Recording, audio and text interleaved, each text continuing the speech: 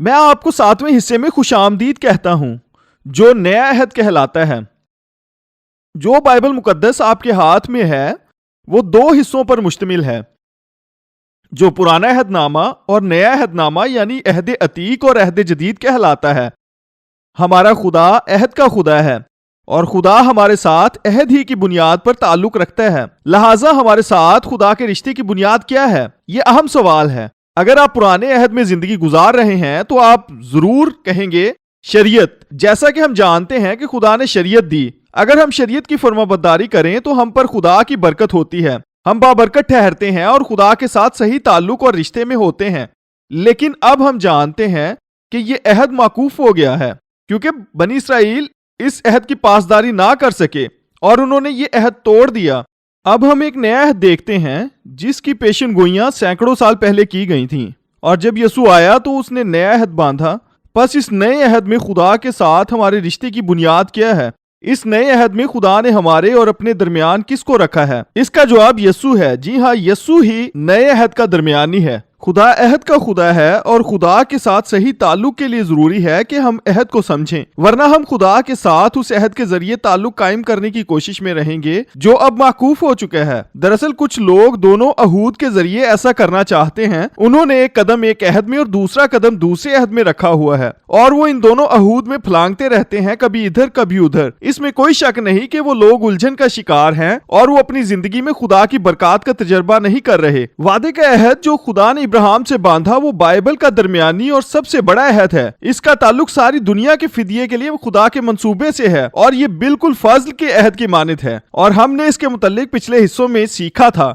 ہم اس پر پھر سے غور کریں گے مگر فرق نقطہ نظر سے۔ ابراہیم اپنے دور میں آگے کی طرف یسوع کو دیکھتا ہے جبکہ ہم یسوع کو پیچھے کی جانب دیکھتے ہیں۔ وہ وعدے کا عہد تھا کیونکہ یسوع ابھی تک آیا نہ تھا، اس کے آنے کا وعدہ کیا گیا تھا اور وہ اس کے آنے کی امید میں زندگی گزار رہے تھے۔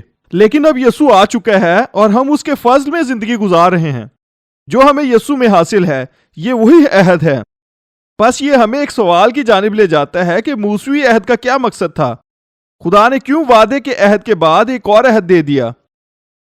اور اس کا وعدے کے عہد کے ساتھ کیا تعلق ہے؟ اس کے متعلق ہم اس حصے میں سیکھیں گے اور میں 4 چیزوں کے متعلق بات کروں گا۔ پہلی بات یہ ہے وعدے کا عہد نہ تو باطل ہوا، نہ ہی اس میں کچھ بڑھایا گیا اور نہ ہی اس کی جگہ شریعت نے لی۔ اس کے لیے ہم دیکھیں گے گلتیوں 3 باب اور اس کی 15 آیت میں یوں لکھا ہے، اے بھائیو، میں انسان کے طور پر کہتا ہوں کہ اگرچہ آدمی ہی کا عہد ہو، جب اس کی تصدیق ہو گئی تو کوئی اس کو باطل نہیں کرتا اور نہ اس پر کچھ بڑھاتا ہے۔ عہود کی مختلف اقسام ہیں۔ غیر مشروط عہد ایسا عہد ہے جسے نہ تبدیل کیا جا سکتا ہے اور نہ ہی اس میں کچھ بڑھایا گھٹایا جا سکتا ہے۔ پس وعدے کا عہد ایسا ہی ہے، مگر آپ کہیں گے یہ عہد ایسا کیوں ہے؟ کیونکہ خدا نے ابراہیم سے قسم کھائی اور جب خدا نے وعدہ کیا تو اس نے خود قسم کھائی۔ پس آپ اس میں دخل اندازی نہیں کر سکتے، وہ کبھی اسے ختم نہیں کرے گا کیونکہ اس نے خود کو اس میں رکھا ہے، اور اس وعدے کو پورا کرنے کے لیے ہمارے لیے اس عہد کا ضامن بھی بنا۔ ہم میں سے بتیرے اس حوالے سے واقف ہوں گے جس میں خدا نے ابراہیم سے عہد باندھا کہ اس نے اس دور کے رواج کے مطابق ابراہیم سے کہا کہ ان مخصوص جانوروں کو لے، انہیں ذبح کر، قربان کر اور ان کے 2 حصے کر اور ان کا آدھا حصہ ایک طرف اور دوسرا آدھا حصہ دوسری طرف رکھ تاکہ درمیان میں خون سے بھرا راستہ بنے۔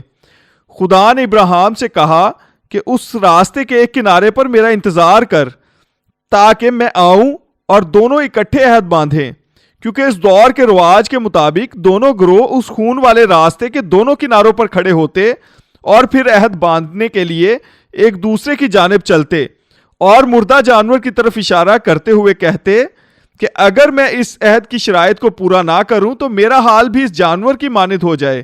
خدا نے ابراہیم سے سب کچھ تیار رکھنے کو کہا اور اس نے سب کچھ تیار کیا، اور پھر وہ خدا کا انتظار کرنے لگا، اور وہ انتظار کرتا رہا مگر خدا ظاہر نہ ہوا، اور آخر کو وہ سو گیا۔ یاد آیا، وہ گہری نیند سو گیا اور پھر خدا آیا اور اس راستے سے گزرا اور خدا نے عہد باندھا، اور ابراہیم کے مطابق یہ غیر مشروط عہد تھا۔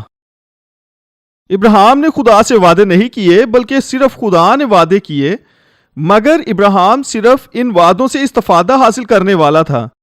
پس ابراہیم کے لیے یہ عہد غیر مشروط تھا۔ اس عہد کے باندھے جانے کے بعد اب چاہے اس کے ساتھ کوئی دوسرا عہد ہی کیوں نہ آ جائے، یہ عہد باطل نہیں ہو سکتا۔ اور جو کچھ خدا نے اس میں کہا وہ سب بھی، کیونکہ اس عہد پر خدا نے خود قسم کھا کر مہر کی ہے۔ اس نے قسم کھا کر کہا کہ یہ باطل نہ ہوگا۔ اب اگلی آیت یعنی گلتیوں 3 باب کی 16 آیت میں ہم پڑھتے ہیں، پس ابراہیم اور اس کی نسل سے وعدے کیے گئے، اور وہ کون ہے؟ یسوع۔ پس خدا نے دراصل آپ سے عہد نہیں باندھا، اس نے کب میرے اور آپ کے ساتھ عہد باندھا؟ عہد تو صرف ابراہیم اور مسیح کے ساتھ باندھا گیا۔ دراصل ہم تو صرف مسیح میں بپتسمہ کے وسیلہ سے اس عہد سے فائدہ اٹھانے والے ہیں۔ یہ عہد باپ نے بیٹے سے باندھا ہے اور بیٹے نے اس عہد کی شرائط کو پورا کیا ہے۔ وہ صلیب پر چڑھ گیا، اس نے قیمت ادا کی، وہ ہماری راست بازی بنا۔ ہم صرف اس عہد پر ایمان لا کر اس سے فائدہ اٹھاتے ہیں۔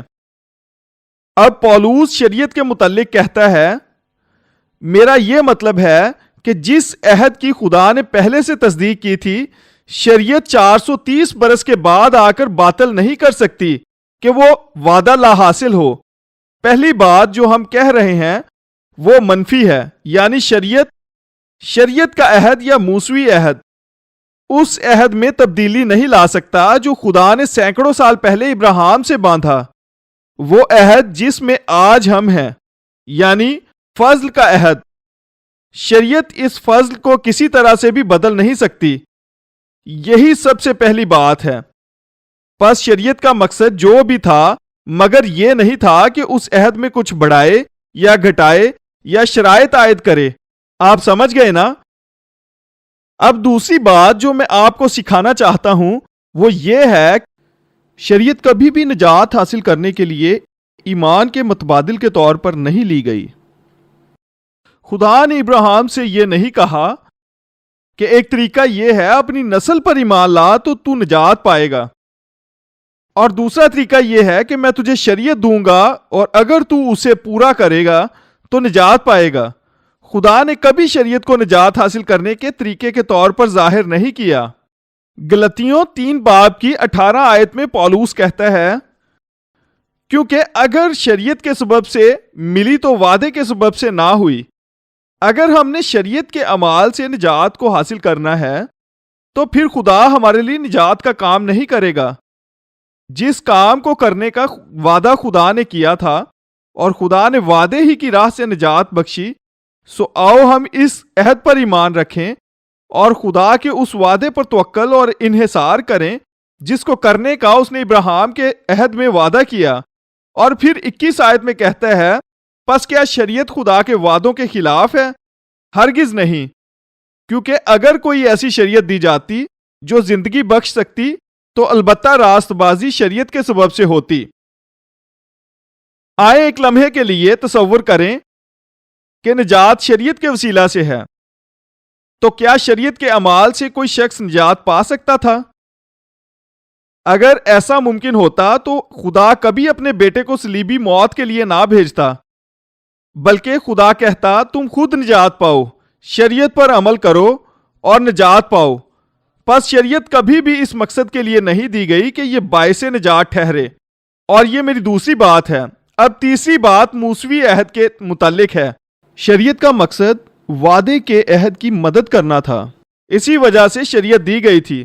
اس سے پہلے کہ خدا شریعت دیتا، خدا نے 430 سال پہلے ابراہیم سے وعدہ کیا تھا، تو پھر خدا نے کیوں شریعت دی؟ اب ہم اسی سوال کی جانب بڑھ رہے ہیں۔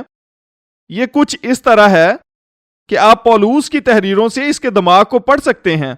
وہ نہایت ترتیب سے سکھاتا ہے، ایسے لگتا ہے جیسے وہ اس سوال کی پہلے سے ہی توقع کر رہا تھا جو آپ اور میں یقیناً پوچھنے والے ہیں، کیونکہ ہم اسی کے متعلق سوچ رہے ہیں، یعنی تو پھر خدا نے ہمیں شریعت دی ہی کیوں؟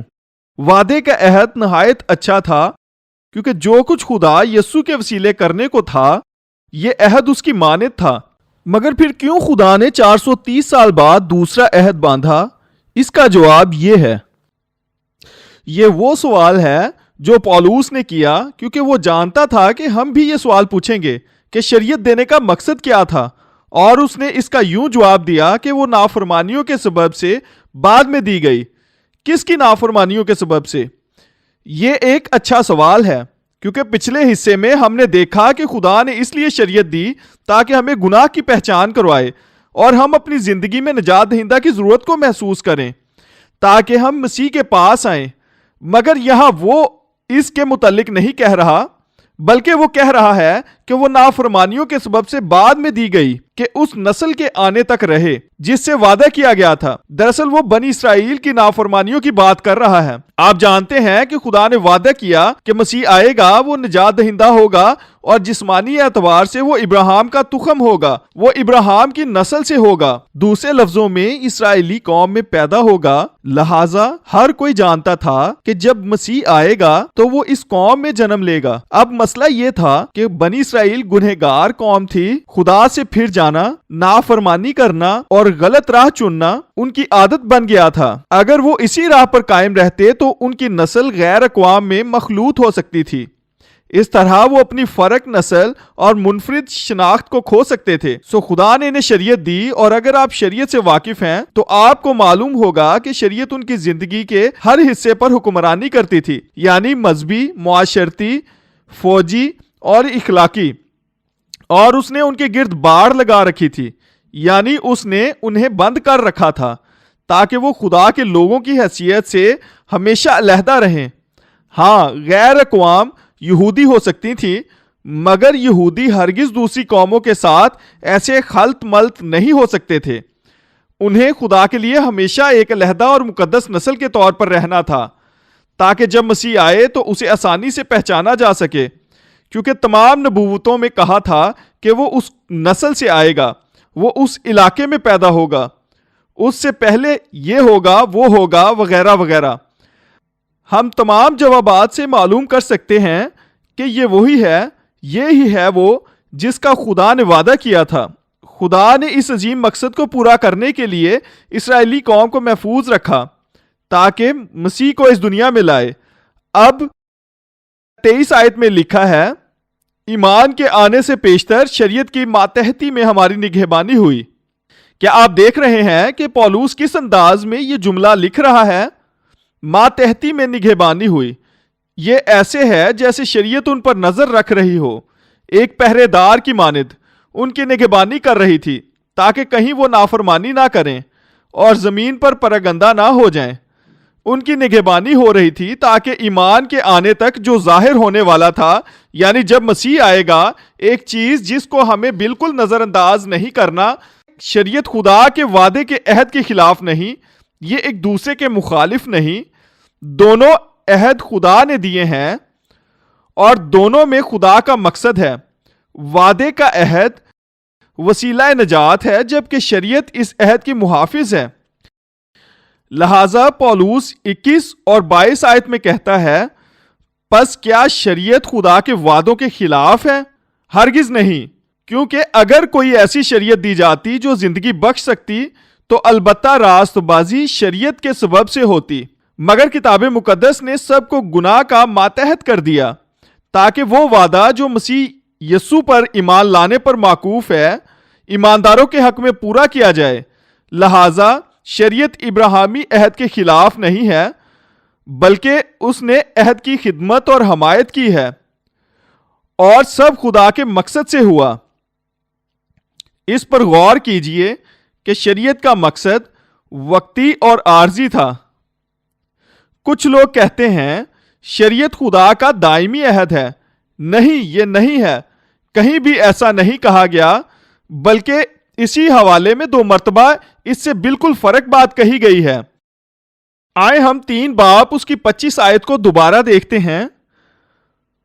مگر جب ایمان آ چکا تو ہم استاد کے ماتحت نہ رہے۔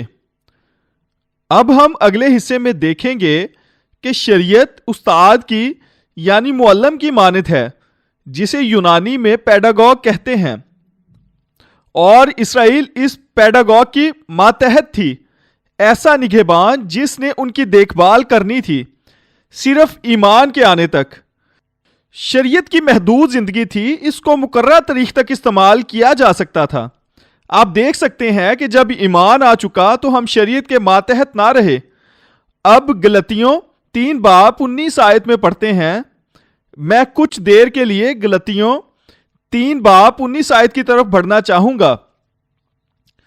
پس شریعت کیا رہی؟ وہ نافرمانیوں کے سبب سے بعد میں دی گئی کہ اس نسل کے آنے تک رہے جس سے وعدہ کیا گیا تھا، لہذا یہ صرف یسوع کے آنے تک تھی۔ یہ عمارت کی تعمیر میں استعمال ہونے والی شٹرنگ کی مانند ہے۔ جب عمارت تعمیر ہو رہی ہوتی ہے اس دوران ان کو استعمال کیا جاتا ہے، مگر جب عمارت تعمیر ہو گئی تو اس کو ہٹا دیا جاتا ہے، ان کی اب ضرورت نہیں رہتی۔ اور شریعت ایسی ہی ہے، اور پولوس یہاں یہی سکھا رہا ہے۔ پس شریعت کا مقصد ابراہیمی عہد کی حمایت کرنا تھا۔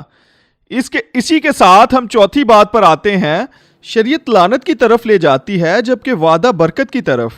ایک شخص لعنتی ٹھہرا اگر آپ شریعت کے ماتحت ہیں تو آپ لعنت کی توقع کریں گے، کیونکہ برکت سے لطف اندوز ہونے کے لیے آپ کو ہر وقت شریعت پر عمل کرتے رہنا ہوگا۔ پالوس بھی یہ کہتا ہے اور یعقوب بھی کہ اگر آپ شریعت میں رہ کر برکات حاصل کرنا چاہتے ہیں تو یہ اچھی بات ہے، مگر اس کے لیے آپ کو ساری شریعت پر ہر وقت عمل کرتے رہنا ہوگا۔ اگر آپ نے کسی ایک حکم کو بھی توڑا تو اس کا مطلب ہے آپ نے ساری شریعت کو توڑا، اور بائبل اس کی وضاحت کرتی ہے کہ اگر آپ نے ایک حکم کو توڑا تو ساری شریعت کو توڑا۔ یہ کلیت ہے، اگر آپ اس کے کسی ایک حصے کو توڑتے ہیں تو یہ ساری ٹوٹ جاتی ہے، اور ایسا کرنے سے آپ عہد کو توڑتے ہیں اور خدا کی برکات سے محروم ہو جاتے ہیں۔ شریعت لعنت کی طرف لے جاتی ہے جبکہ وعدہ برکت کی طرف۔ یہ بہت اہم اور اس کو سمجھنا ضروری ہے، کیونکہ آج کل کلیسیا کے بہت سارے حلقوں میں ایک مضمون پر بات چیت ہوتی ہے اور وہ ہے خاندانی لعنت۔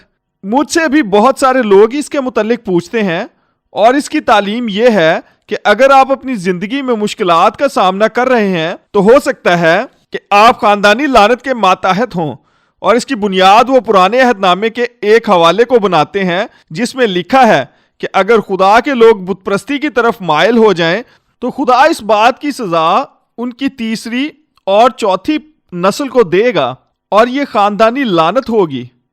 اسی لیے کچھ لوگ یہ کہتے ہیں کہ اگر آپ مالی مشکلات کا شکار ہیں، یا آپ بیماری کا سامنا کر رہے ہیں، یا مختلف مسائل کا شکار ہیں، یا حادثات آپ کی زندگی میں رونما ہوتے ہیں، تو اس کا مطلب ہے آپ خاندانی لعنت کے ماتحت ہیں۔ پس ہم آپ کو اس لعنت سے چھڑائیں گے، ہم شیطان کے زور کو توڑیں گے، اسے باندھیں گے۔ اس طرح وہ شیطان پر غلبہ پانے کی بات کرتے ہیں، اور اس طرح اور بھی بہت کچھ۔ میں یہاں پر یہ کہنا چاہوں گا کہ ہمیں دو باتیں سمجھنے کی ضرورت ہے۔ پہلی یہ کہ یہ بات خدا نے خود کہی کہ میں تیسری اور چوتھی پشت تک سزا دوں گا۔ پس اگر آپ لعنت کو توڑنا چاہتے ہیں تو شیطان کا مقابلہ نہ کریں بلکہ خدا کا مقابلہ کریں، کیونکہ آپ کو یہی کرنے کی ضرورت ہے۔ گڈ لک، کیونکہ یہ خدا نے کہا ہے کہ میں تیسری اور چوتھی پشت تک سزا دوں گا، اور شیطان کا اس سے کوئی واسطہ نہیں، کیونکہ خدا ایسا کرنا چاہتا ہے۔ دوسری بات یہ ہے، یہ بھی بہت اہم ہے کہ یہ بات خدا نے کب کہی؟ یہ 10 احکام دیتے وقت خروج 20 باب میں کہی۔ سو یہ شریعت کا حصہ ہے، اور یہی شریعت کی لعنت ہے۔ اور یرمیا کے دور میں یرمیا کہتا ہے کہ خدا فرماتا ہے، دیکھ وہ دن آتے ہیں جب میں اسرائیل کے گھرانے سے نیا عہد باندھوں گا، اس عہد کے مطابق نہیں جو میں نے ان کے باپ دادا سے کیا، یعنی ان ایام میں پھر یوں نہ کہیں گے کہ باپ دادا نے کچے انگور کھائے اور اولاد کے دانت کھٹے ہو گئے، کیونکہ ہر ایک اپنی ہی بدکاری کے سبب سے مرے گا۔ یعنی جو آپ بوئیں گے وہ آپ کاٹیں گے۔ یہ نہیں کہ آپ کے والدین نے جو بویا یا آپ کے دادا یا پردادا نے جو بویا، نہ ہی وہ جو ان سے پچھلی نسلوں نے بویا ہے۔ آپ کبھی بھی ان گناہوں کے نتائج نہیں بھگتتے جو آپ کے آباء و اجداد نے کیے ہیں۔ ہم نے سیکھا بھی تھا کہ جب ہم یسوع کو قبول کر کے نئے سرے سے پیدا ہوتے ہیں تو نہ صرف اپنے آباء و اجداد کے گناہوں کی معافی پاتے ہیں، بلکہ اس کا سلسلہ جو آدم سے شروع ہوا یعنی موروثی گناہ سے بھی نجات پاتے ہیں۔ اب آپ کے ماضی کا کوئی اثر آپ پر نہیں ہے، آپ صلیب کی قدرت اور یسوع کی قیامت کے زیر اثر ہیں۔ آپ نئی مخلوق ہیں، آپ فضل کے اس شاندار کام کا نتیجہ ہیں جو خدا نے صلیب پر کیا۔ آپ آدم میں مر گئے اور مسیح کے ساتھ دفن ہوئے اور بطور نئی مخلوق اس کے ساتھ جی اٹھے۔ آپ کی نئی انسانیت میں کوئی پرانا پیوند نہیں لگا، بلکہ آپ مکمل نئے سرے سے تیار کیے گئے ہیں۔ آپ مکمل طور پر نئی مخلوق ہیں جسے یسوع مسیح نے خود نیا کیا ہے۔ پس ہمیں اس کے بارے میں مکمل طور پر واضح ہونا چاہیے، اور اگر ہم پر یہ واضح نہ ہو تو آپ اس طرح کی تعلیم کا شکار ہو سکتے ہیں جو کہتی ہے اگر آپ کی زندگی مشکلات کا شکار ہے تو آپ خاندانی لعنت کے زیر اثر ہیں۔ پولس رسول کہتا ہے پس جو ایمان والے ہیں وہ ایماندار ابراہیم کے ساتھ برکت پاتے ہیں۔ جی ہاں، برکت، لعنت نہیں۔ نئے عہد میں بائبل میں کہیں یہ نہیں لکھا کہ آپ لعنت کے ماتحت ہیں، کہیں بھی نہیں۔ میں اکثر یہ کہتا ہوں کہ اگر آپ کسی تعلیم کی جانچ کرنا چاہتے ہیں تو دو کام کریں۔ نمبر 1، کیا کبھی رسولوں نے اس بات کو کیا؟ آپ نے انہیں کبھی خاندانی لعنتوں کو توڑتے ہوئے دیکھا؟ نہیں، ایک دفعہ بھی نہیں۔ کیا پولس نے اس بات کو سکھایا ہے؟ یا کسی اور رسولوں نے خطوط لکھتے ہوئے سکھایا؟ نہیں، کبھی نہیں۔ آپ کو کسی خط میں ایسی تعلیم نہیں ملے گی جس کا تعلق مسیحی زندگی گزارنے کے لیے ہدایات یا اپنی زندگی میں سے لعنت کو ختم کرنے سے ہو۔ پس یہ انسان کی بنائی ہوئی تعلیم ہے اور ہمیں اس تعلیم کے زیر اثر نہیں آنا چاہیے۔ پولس اس کے برعکس کہتا ہے پس جو ایمان والے ہیں وہ ایماندار ابراہیم کے ساتھ برکت پاتے ہیں، کیونکہ جتنے شریعت کے اعمال پر تکیہ کرتے ہیں وہ سب لعنت کے ماتحت ہیں۔ اگر آپ اپنی زندگی میں لعنت چاہتے ہیں تو اس کا صرف ایک راستہ ہے، یعنی شریعت کی ماتحتی۔ ٹھیک لکھا ہے کہ جو کوئی ان سب باتوں کے کرنے پر قائم نہیں رہتا جو شریعت کی کتاب میں لکھی گئی ہیں وہ لعنتی ہے۔ مگر کیونکہ آپ پرانے عہد میں نہیں اس لیے آپ لعنتی نہیں، کیونکہ آپ نئے عہد میں ہیں اس لیے ہم ابراہیم کی مانند بابرکت ہیں۔ پس یسوع کی صلیبی موت نے لعنت کو واضح کر دیا۔ شریعت میں لکھا ہے جو کوئی لکڑی پر یا صلیب پر لٹکایا گیا وہ لعنتی ہے، اور یسوع ہمارے لیے وہ لعنت بنا، وہ ہماری جگہ لعنتی بنا۔ اس نے شریعت کی ساری لعنت کو تب تک برداشت کیا جب تک تمام ہوا نہ کہا، یعنی یہ تمام ہو چکا ہے۔ پس جیسا کہ میں نے کہا کہ صرف شریعت کی ماتحتی ہی ہماری زندگی میں لعنت کو لاتی ہے، اور گلتیوں 3 باب کی 13 اور 14 آیت بھی یہی کہتی ہے کہ ہم لعنتی نہیں بلکہ بابرکت ہیں۔ اور ضرورت اس بات کی ہے کہ ہم جو خدا کے کلام میں لکھا ہے اس کا یقین کریں۔ یہ بھی دلچسپ حقیقت ہے کہ لوگ لعنتوں، خاندانی لعنتوں جیسے موضوع پر کتابیں لکھتے ہیں جو آج ہم پر بالکل لاگو نہیں ہوتی۔ وہ لوگ برکتوں کے موضوع پر کتاب کیوں نہیں لکھتے؟ ایسے لوگ ان برکتوں کے متعلق کیوں نہیں پڑھتے جو مسیح میں ہمیں حاصل ہیں؟ دراصل ہمیں یہی کرنے کو کہا گیا ہے۔ لکھا ہے کہ مسیح میں ہم کو ہر طرح کی روحانی برکت بخشی۔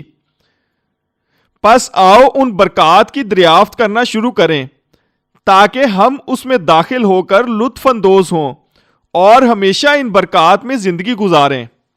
پچھلے حصہ میں ہم نے سیکھا تھا کہ خدا نے ہمیں پاک روح اس لیے بخشا تاکہ ہم ان تمام برکتوں کو جان جائیں جو خدا نے ہمیں مفت بخشی ہیں۔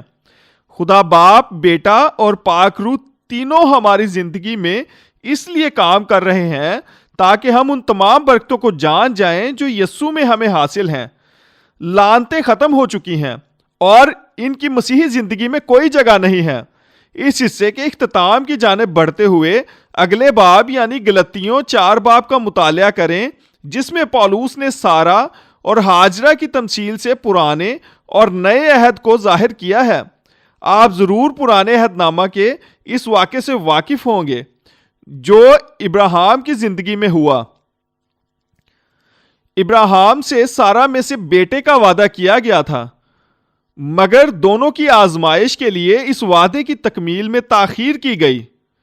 مگر اس تاخیر کے باعث انہوں نے اپنی آنکھیں خدا سے ہٹا کر اپنی قوت پر لگا لیں۔ ابراہیم اپنی لونڈی ہاجرہ کے پاس گیا اور ہاجرہ سے اس کے بیٹا پیدا ہوا جس کا نام اسماعیل رکھا۔ اور ہم جانتے ہیں کہ اسماعیل کے باعث اس گھرانے میں مسائل پیدا ہوئے۔ ساری صورتحال ایک بڑا مسئلہ بن گئی تھی۔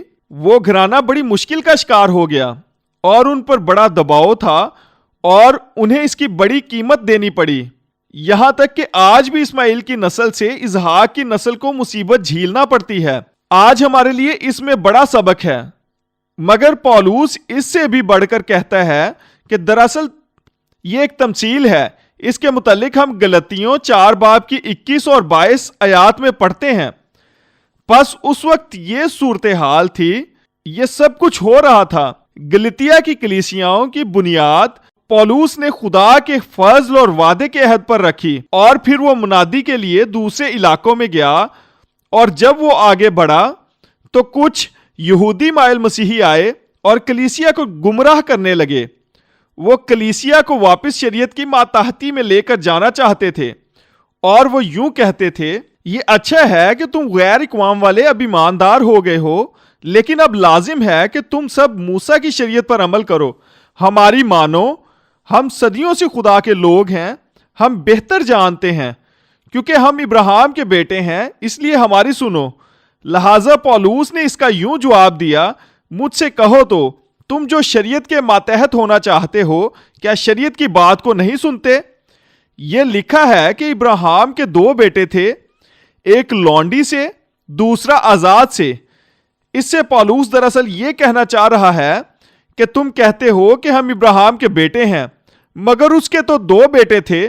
یاد آیا، کچھ بیٹے آزاد یعنی سارا کے بیٹے سے ہیں اور کچھ لونڈی یعنی ہاجرہ کے بیٹے سے ہیں۔ اور پھر وہ کہتا ہے اس میں تمثیل پائی جاتی ہے، یہ ایک تصویر ہے، گویا یہ 2 عہد ہیں، ایک کوہ سینا پر کا جس سے غلام ہی پیدا ہوتے ہیں، اور وہ ہاجرہ ہے، وہ غلام تھی اور گھر میں لونڈی تھی، چنانچہ یہ اس عہد کو ظاہر کرتی ہے جو غلامی کی طرف لے جاتا ہے، یعنی شریعت کا عہد۔ اور ہاجرہ عرب کا کوہ سینہ ہے، اور موجودہ یروشلم یعنی زمینی یروشلم اس کا جواب ہے، کیونکہ وہ لڑکوں سمیت غلامی میں ہے، مگر عالم بالا کی یروشلم آزاد ہے، اور وہی ہماری ماں ہے۔ پس روحانی عہد سارا کو ظاہر کرتا ہے، اور پولوس 28 آیت میں یوں کہتا ہے، پس اے بھائیو، ہم اسحاق کی طرح وعدے کے فرزند ہیں۔ اب وہ دراصل یہودی مائل مسیحیوں سے کہتا ہے کہ یہ اچھا ہے کہ ابراہیم تمہارا باپ ہے، مگر تمہاری ماں کون ہے؟ تم کس کے بیٹے ہو؟ تم کون سے عہد میں ہو؟ تم غلامی کے عہد میں ہو، تم شریعت کے عہد میں ہو۔ جس طرح ہاجرہ غلام تھی، اسی طرح اس کے بیٹے کی بھی اس گھر میں غلام کی حیثیت تھی۔ وعدہ اسماعیل سے نہیں بلکہ اسحاق سے تھا، کیونکہ وہ اس ماں سے پیدا ہوا تھا جس سے خدا نے وعدہ کیا تھا۔ یہ وعدہ ابراہیم اور سارا سے کیا گیا تھا۔ اسحاق ہمارا نمائندہ ہے، یعنی اس عہد میں جو آزادی سے ہے، جو وعدے کا عہد ہے۔ ان عہود میں 2 بڑے فرق ہیں۔ پہلا یہ کہ وعدے کا عہد خدا نے پورا کرنا تھا، جبکہ دوسرے کو ابراہیم اور ہاجرہ نے خود اپنے جسم کی طاقت سے پورا کرنا چاہا۔ وہ خود سے کرنا چاہتے تھے اور انہوں نے کیا بھی، مگر یہ بڑے دھماکے کی مانند بہت تباہ کن تھا۔ جبکہ اسحاق کی پیدائش خدا کی قدرت سے ہوئی، کوئی اسے رد نہیں کر سکتا۔ سارا بانجھ تھی، دوسرا یہ کہ اولاد کو جنم نہ دے سکتی تھی کیونکہ وہ بہت ضعیف تھی، بلکہ ابراہیم بھی بہت بوڑھا تھا۔ مگر خدا نے معجزہ کیا۔ مسیحی زندگی ایسی ہی ہے۔ خدا ہماری زندگی میں راست بازی اور تقدیس کا کام کرتا ہے۔ ہم اسے خود سے نہیں کر سکتے۔ ہم کئی دفعہ واپس شریعت میں جا کر خود سے یہ سب کچھ کرنا چاہتے ہیں، اور اس کا نتیجہ بھی تباہی ہے۔ بس ہمیں خدا پر بھروسہ اور انحصار کرنا ہے، کیونکہ جس نے تم میں نیک کام کو شروع کیا ہے وہی اسے پورا کرے گا۔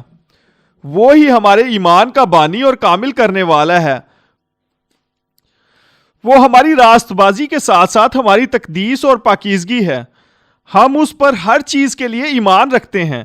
یہ فضل کا کام ہے اور یہی نئے عہد کی خصوصیت ہے۔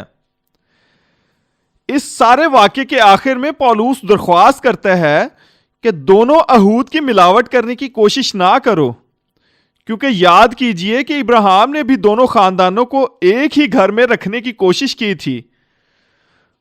وہ اسماعیل اور اسحاق دونوں کو ساتھ رکھنا چاہتا تھا، مگر وہاں ایک واقعہ ہوا، یعنی سارا نے اسماعیل کو اسحاق کو ٹھٹھے مارتے دیکھا، جس سے وہ غضبناک ہو گئی اور اس نے کہا اس لونڈی کو اور اس کے بیٹے کو نکال دے، وہ اس گھر میں نہ رہیں۔ ابراہیم نے کہا ایسا نہیں ہو سکتا، تو سب مجھ پر چھوڑ دے، اس مسئلے کو ہم حل کر لیں گے، ہم سب اتفاق کے ساتھ ایک ساتھ رہ سکتے ہیں۔ مگر خدا نے کیا کہا کہ اپنی بیوی کی بات مان۔ خدا نے اس تمثیل کی وجہ سے جس کی آج ہم بات کر رہے ہیں ایسا کہا، یہ ہی ہم نے پڑھا۔ مگر کتاب مقدس کیا کہتی ہے؟ یہ کہ لونڈی اور اس کے بیٹے کو نکال دے، کیونکہ لونڈی کا بیٹا آزاد کے بیٹے کے ساتھ ہرگز وارث نہ ہوگا۔ پس اس میں سبق یہ ہے کہ ان عہود کی ملاوٹ نہیں ہو سکتی۔ جب آپ خدا کے فضل کو جان جاتے ہیں تو آپ شریعت کے ماتحت زندگی نہیں گزار سکتے۔ آپ کو فیصلہ کرنے کی ضرورت ہے، یہ آپ کے اور خدا کے درمیان ہے۔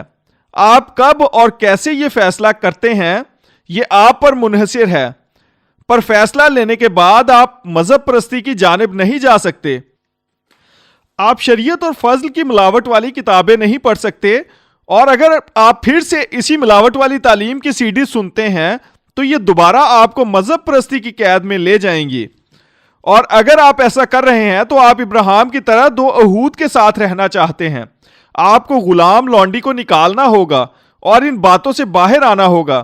آپ کو ان چیزوں کو کسی اور کو بھی دینے کی ضرورت نہیں، کیونکہ انہیں بھی اس غلامی کی ضرورت نہیں، اور اگر یہ آپ کے لیے فائدہ مند نہیں تو اس کو کام میں لائیں۔ یہ پرانے عہد سے متعلق ہیں جو موقوف ہو چکا ہے، یہ کسی کی بھی مدد نہیں کر سکتا، یہ مواد کسی کے لیے فائدہ مند نہیں۔ پس غلام لونڈی کو نکال دیں، کیونکہ آپ فضل کے ماتحت ہیں اور آپ عہود میں ملاوٹ نہیں کر سکتے۔ اور یسوع نے بھی خوب مثال دی ہے کہ نئی میں پرانی مشکوں میں نہ بھرو، پس ہمیں یہ نہیں کرنا۔ ہم جو پرانے عہد میں جیتے ہوئے شریعت کی لعنت کے سبب سے پرانا لباس پہنے ہوئے تھے، خدا نے نئے عہد کے وسیلہ سے اسے بدل کر ہمیں راست بازی کا ایک خوبصورت لباس دیا ہے۔ ہمارا لباس جو شریعت پر عمل کرنے کی کوشش میں بوسیدہ ہو گیا تھا، خدا نے اس بوسیدہ لباس کی جگہ راست بازی کا لباس دے دیا ہے۔ پس کینچی سے اس لباس کو پھاڑیں، پرانے لباس میں پیون نہ لگائیں۔ یہاں کمی ہے، یہاں پیون لگا لیں یا وہاں پیون لگا لیں، نہیں، ایسا نہیں کرنا، بلکہ صرف پرانے کو اتار کر نئے لباس کو پہن لیں۔ اور پھر 5 باب کی پہلی آیت میں وہ کہتا ہے، مسیح نے ہمیں آزاد رہنے کے لیے آزاد کیا ہے، پس قائم رہو اور دوبارہ غلامی کے جوئے میں نہ جتو۔ ہمیں ہر اس شخص یا ہر ایسے کام کی سخت مخالفت کرنی ہے جو ہمیں دوبارہ شریعت یا مذہب پرستی کا غلام بنائے، اور اس کے خلاف کھڑے ہونا ہے۔ یسوع نے ہماری آزادی اور رہائی کی نہایت ہی بڑی قیمت ادا کی ہے تاکہ ہم اس آزادی پر قائم رہیں۔ آمین۔